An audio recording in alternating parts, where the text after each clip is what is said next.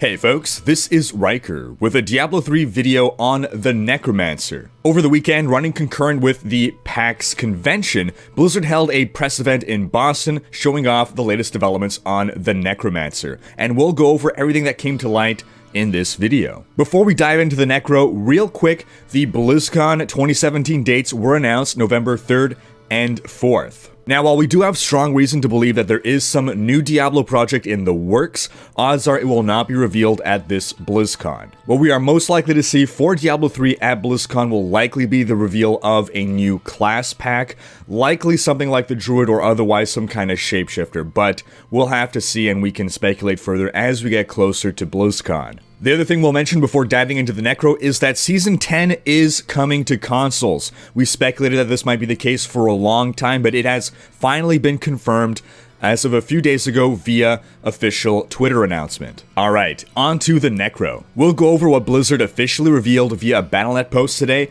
as well as additional info gleaned from BlizzPro. Leviathan and Dreadscythe from BlizzPro were in attendance at the event. These two guys alongside Nineball do some great work for the Diablo 3 community via BlizzPro, via the Westmarch workshop. You guys should check them out. But diving into this right now, in contrast to the BlizzCon 2016 Necromancer gameplay, we had a different set of skills previewed over the weekend. You can check out our old Necromancer BlizzCon video for details on what we saw then, but this Necromancer was very much melee-centric, the latest one that was showcased. Further, the female Necromancer was revealed and she's looking pretty cool. You can see her various armor sets going through right here, as well the in-game footage that we'll show is all the female Necromancer. So the first new skill showcased was Grim Scythe. This is a generator. It's kind of like the Crusader's sweep attack, though it seems to have a wider arc, and BlizzPro confirmed that that arc is actually 180 degrees, so it's certainly able to affect a good range of enemies. The next skill we see is Death Nova with the Blood Nova rune. Now, there were major concerns when in the Necromancer Q&A, which we covered in a video a couple months ago, the developers said that poison would not be coming to the Necromancer in Diablo 3, that they were dropping that from the Diablo 2 Necromancer. And they just said that there weren't enough real poison skills that were widely used or that people widely associated with the Necromancer. And the first thing that came to my mind was, of course, Poison Nova. To me, that was an iconic Necromancer thing. I personally didn't use it, but it felt very Necro, and we kind of speculated back then that, well, they can retain that Nova gameplay and just make it a Blood Nova. This way we can capture that blood theme as opposed to the poison theme, and it looks like that's exactly what they've gone with here. What's interesting to note, however, is that you have Death Nova with only one of the runes being Blood Nova, so what will those other runes be? We can't really have a Cold Nova because the Wizard has a Cold Nova, Frost Nova. We'll likely see some kind of Bone Nova, maybe even a Fire Nova, and who knows, they may surprise us by slipping in a Poison Nova, but I wouldn't hold my breath. And this kind of ties into another point that so far most of the skills we've seen for the Necromancer have all been physical based. And the devs did agree that the Necro is very physical based, but they are still tooling around with what potential elements could be attributed to the Necromancer, and they specifically cited Ray's Golem as a skill that might have different elements with the different runes. Now, we're going to take a look at Blood Golem in a little bit here, but that's really interesting because that means we might see, or we're bound to see, the Fire Golem from D2, but who knows what other kind of Golem we'll see, maybe an Ice Golem. I think the physical-based Iron Golem is practically a given, but we're getting a bit ahead of ourselves. Back to Blood Nova. What's interesting about Blood Nova is that it costs not just resource, which is called Essence for the Necromancer, but also health. The Necromancer is a class that will be very deep with respect to its resource management. Currently, the Demon Hunter is arguably the most resource deep class in that it has two separate resources to spend, Hatred and Discipline.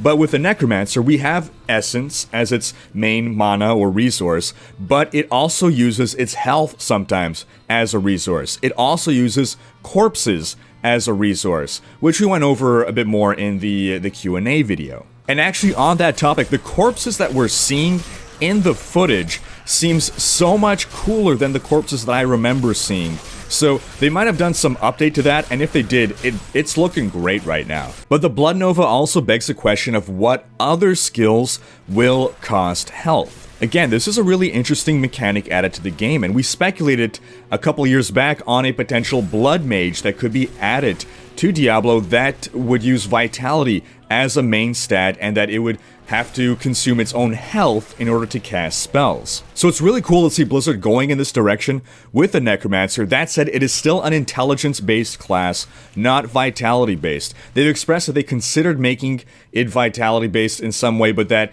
the current system of the game just wouldn't work well with that. The way the Paragon system is set up just doesn't really bode well to have Vitality as a main stat. The next new skill that was revealed is Devour with the Cannibalize rune. This is a skill that you click, and basically from all the corpses on screen, you suck them up and you regain essence as well as health. Presumably that's what the Cannibalize rune does. It probably adds that life leech as well. And this reminds me slightly of the Witch Doctor's Soul Harvest power, but the difference is that the Witch Doctor has to do this on living enemies, and it kind of combines two of the Soul Harvest runes, where one is that you gain life for every enemy harvested, and one is that you gain mana for every enemy harvested. The other new skill is Raise Golem.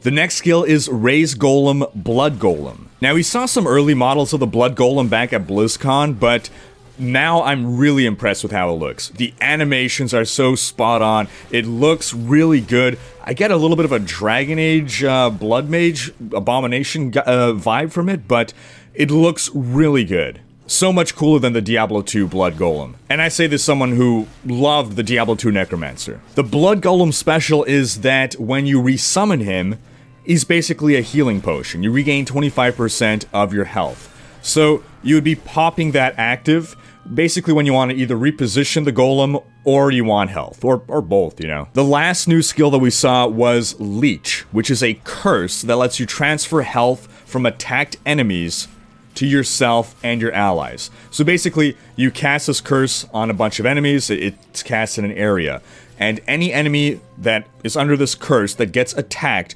returns 1% health per enemy hit. There's really been a strong focus on curses being beneficial for the whole party. Blizzard really wants to make a viable support build for Necromancers. Not only do curses benefit the whole party, but you can cast multiple curses on the same enemies, so they can be under the effects of different curses. Now, just to finish off with some final details, the Necromancer will come to PTR before it releases. We weren't sure whether this would be the case or not, but it looks like it will, so we'll all get to test it out on the PTR before having to buy it. Now, of course, PTR is always looking for focused feedback and bug testing, but let's be real, a lot of people that play PTR just do it to try out the new stuff ahead of time. Blizzard hinted that the PTR for the Necro will likely last longer than most PTRs, and that there might be something else different about it.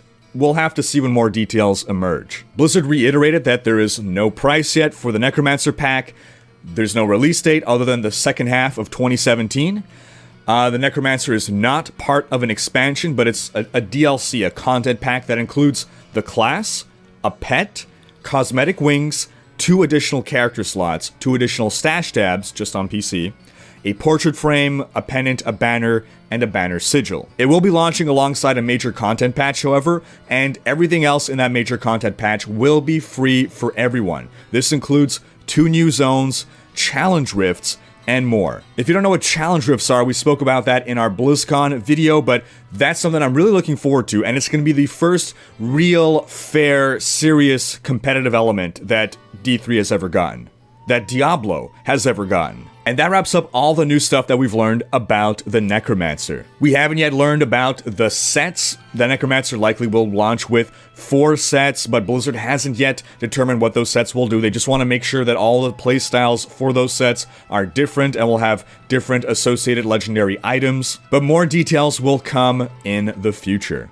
Personally, I'm excited for the Necromancer. This additional info has only gotten me more excited. I don't yet see any reason for concern about the Necro. I'd be willing to bet that the cosmetic wings that'll be added were those bone wings that we saw in PTR, what, a year or two ago? And I think as long as the price isn't absurd, it's absolutely fair to charge for an additional character. The amount of content, the amount of free content that's been delivered to this game post Reaper of Souls launch has effectively been an expansion. The only thing we haven't gotten is a new story act. And that's why they're not going to price the Necro the same as they would price an expansion. Now, I know a lot of people are going to point to Path of Exile and say, Path of Exile is getting 6 new acts for free, this and that. It's an entirely different business model. Any content added to Path of Exile is not actually free. It's free only because people are spending money on microtransactions. If you haven't spent a dime on Path of Exile, the only reason that